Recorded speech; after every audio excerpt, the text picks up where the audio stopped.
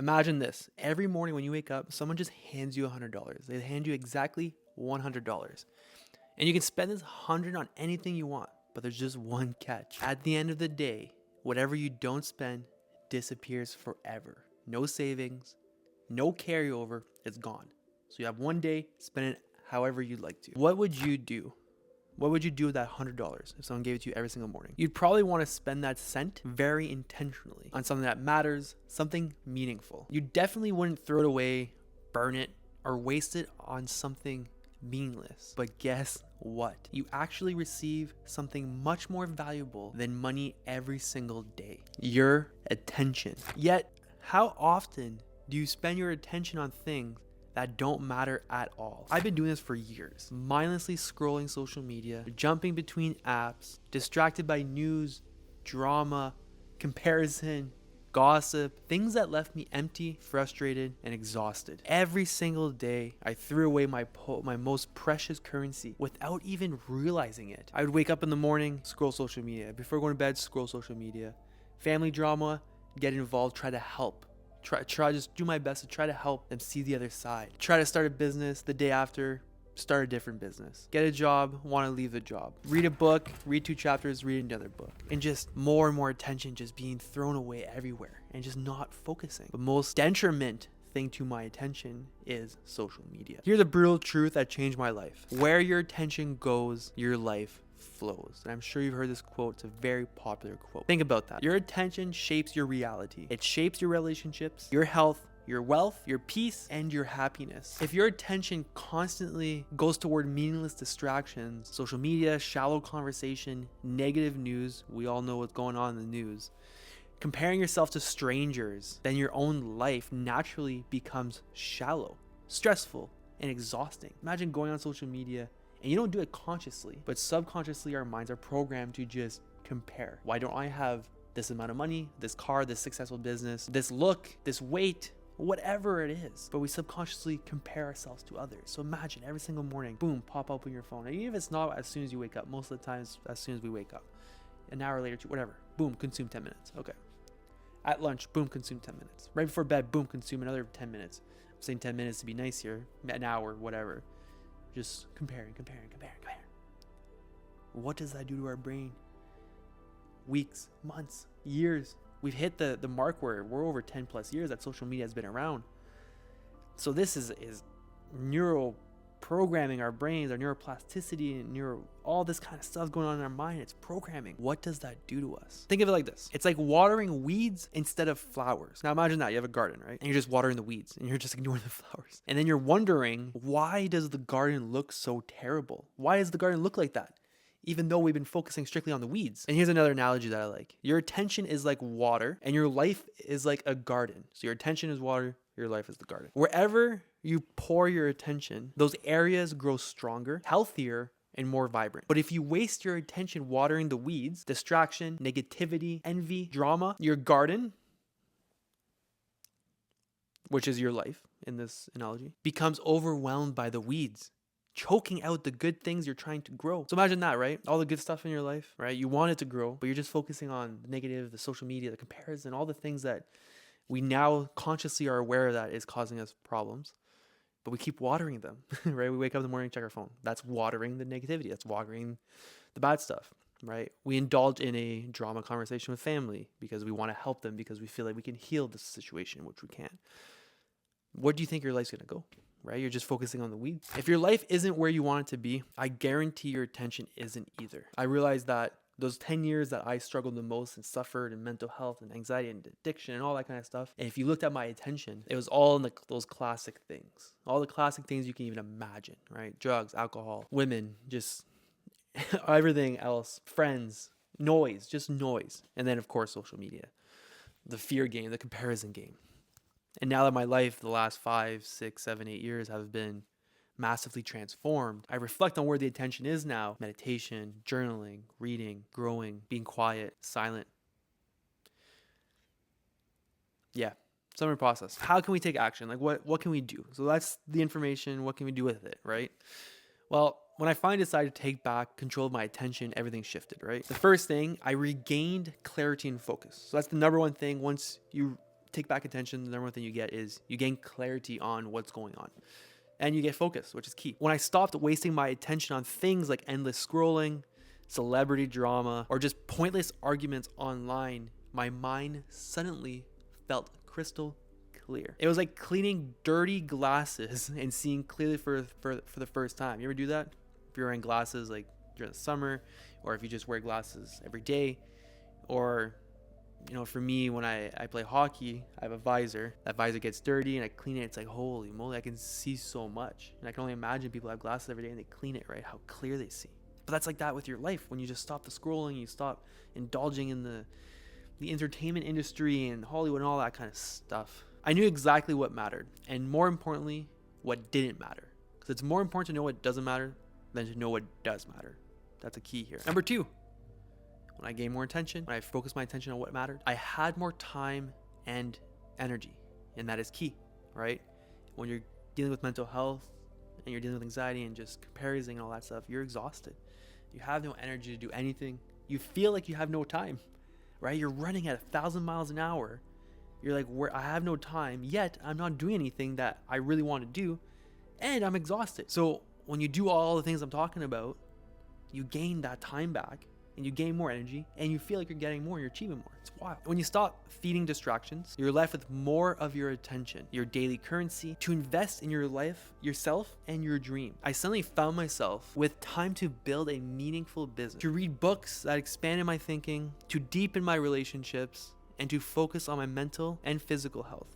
And that is so important, your mental and physical health. And number 3, one of the most profound things that happened when I switched the focus. My life transformed profoundly. By directing my attention toward meaningful goals, real relationships, and intentional living, my life rapidly started aligning with my deepest values. That's so key. Really owning into those values, but everything around you is starting to align with those values. It's amazing. It's such a peaceful feeling. So I felt peaceful, purposeful, and deeply fulfilled. Unbelievably fulfilled. It's insane. I spent 10 years so unfulfilled and chasing all these reactive goals and chasing ego and all these money things online and just chasing the next best thing. But I never felt aligned. And now I just feel so at peace, so purposeful, deeply fulfilled. And I'm just not feeling so scattered, overwhelmed, or burned out. And I'm not trying to make this video about me and what I'm achieving, what I'm working towards. It's nothing about that. It's just more so I want to share that how much I struggled in the past and how much I worked hard to get to where I am today, with no financial help from anybody, with no mental help from anybody, doing this all alone, naturally. It's just a very powerful thing, and I just want to share that wisdom and knowledge with you. All this is simple and profound, but it's very difficult. It's hard. It's easier said than done. When you reclaim your attention, you reclaim your power to shape the life you want to live. And I want you to think about it this way. If attention is currency, then distraction are thieves. So when you go about your day and you notice that you're distracted, transform your mind to look at that like thieves. And that to me is very profound, because you wouldn't just let your thief do anything. Every minute that you spend distracted is a minute stolen from your dreams, your impact,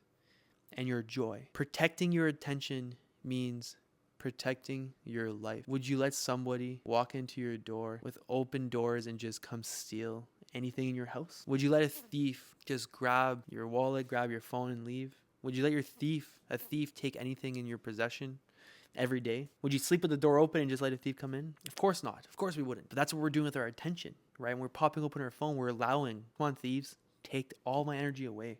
Take it all. I don't need it today. So it's very profound when you look at it that way. To just see you have $100 and then the thief's just coming in, taking that $100 every single morning, and you're just spending it on nothing. Very interesting. Action time. How do you particularly take back your attention and start spending it on what matters? Here's exactly what I did, and I challenge you to do that too. So number 1, audit your attention. Nothing more powerful than reflection, auditing, journaling. Spend one day closely observing where your attention goes. Grab a journal, keep it with you all day. It could be a small pocket one if you carry it with you. Ask these questions. How much time do you spend on social media? Easy, right? You can pop open that app. That app shows you everything. How often do you check your phone without even thinking? What things distract you most often, right? And this is where you want to look out outside of social media. The media, the news, right? social media, but there's also news media. Could be from friends, family, politics, whatever. Just where else is your attention being distracted? Don't judge. There's no judging here. There's no I'm better than you. There's no it's a personal journey, right? If I have 2 hours on social media a week and you have 6 hours, it's not I need to get to 2. It's I need to get to 5. You just need to do better than your own 6. It's a personal journey. You're playing the game against yourself. That's it. So if you want to compare, you just compare against you, but the older you, right? Keep climbing, keep being better. Number 2, do a simple attention test. So ask yourself this powerful question about each distraction. Once you write down all the distractions, ask questions on each one. Is spending my attention here helping me build the life I truly want?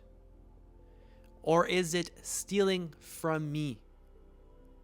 Such a powerful question. Such a powerful question, right? Look at every single thing that you're writing down. Social media, family drama, other media, politics, the news, presidents, governments, prime ministers, wherever you live. And ask it, is this helping me build the life I want? Or is it stealing from me? And I bet you every single time I did this exercise, right? And every single thing I had on that list, 0. Nothing was helping me build the life I wanted. Nothing. Right? The news, all the daily news, the war, all the crazy, terrible, heartbreaking shit that's happening that pisses me off. But realistically, is it helping me in any way? Of course you want to help them. Of course you want it to end. Having that information, does it help you in any way? No. But focusing on your own life, transforming your own life, and then grabbing that energy and then helping, maybe you can actually help. If it steals from your dreams or drains your energy, it needs to go. It's that simple. Step 3, redirect your attention, right? So now you audited it, you reflected it, you did a test to understand which one. Number 3, you're redirecting your attention. Replace distraction with intentional choices that add value. Replace mindless scrolling with reading a book or learning a new skill. So powerful. You're replacing it. Replace comparing yourself online with investing in meaningful conversation with loved ones, right? So instead of just all that online stuff and comparing, you're having a meaningful conversation. You're redirecting the conversation away from anything dramatic. Replace binge watching content, right? We know what we're talking about here. With creating something meaningful yourself. Writing, art, or building your dreams. That's a big thing I did. I stopped consuming and I started creating these videos, started writing. And I was like, you know what? I'm writing very beautifully. I want to share this in video formats. And that's what I did. And not out of ego and like, oh, I want views and likes and make money. No, it's just I want to share what I'm learning and what I'm going through, because this is helping me get farther into my goal, which is building a sanctuary and a healing center. That's my goal. So this is helping me get closer to it. Whereas consuming, we did the audit and the question, the test does not help me. That's me. So you have to ask yourself these questions. Start small, of course, start very small. Even reclaiming 30 minutes a day can dramatically shift your life. You reclaim 30 minutes and you put that 30 minutes towards building something, you do that for 1 year. I promise you, you'll look back and you'll be shocked. And when I say building something, it doesn't mean building a business or a brand. It could be building your own personal life, building your relationship life, building your personal life, whatever it is. Okay, we're almost done. We're almost at the summary. The last step in this 4-step process. Step 4, build an intention budget. Okay, this is very cool. Excel sheets, wherever. Just like you'd budget your money, create a daily attention budget. So you write down all the things that you're doing. Decide in advance where you'll spend your precious attention. Relationships, health, business, learning, relaxation. And intentionally protect this budget from thieves. So important. Because remember, your attention is limited. So spend it intentionally. Let's just summarize it, wrap this up real quick. So here's the no BS summary. Your attention is your most powerful resource. Every day you wake up, you're given a fresh new supply. How beautiful is that? Every day you wake up, boom, new supply. Exactly enough to build the life that you dream of. You don't need more. You have the perfect amount, finite amount every morning. But if you're spending that precious currency on distractions, drama, or meaningless scrolling, you're robbing yourself of the opportunity to create something incredibly amazing. So today I challenge you. Stop throwing your attention away like spare change, because it's not spare change. Stop letting distractions steal from your dreams. Take back your attention. redirect it intentionally, and watch your life transform faster, more profoundly than you ever thought possible. Because when you master your attention, you master your life. Now, let me ask you this. How are you going to spend your intention today? Let me know in the comments. Let me know what you're going to do with your intention, how you're going to do it. I'd love to hear from you. And that's it for today. It was amazing having this conversation with you. I'm so glad you tuned in for another episode. It's good to be back recording. And anyways, I hope this has brought you value today, these analogies. With love, I look forward to chatting again next week. Talk soon. Ciao.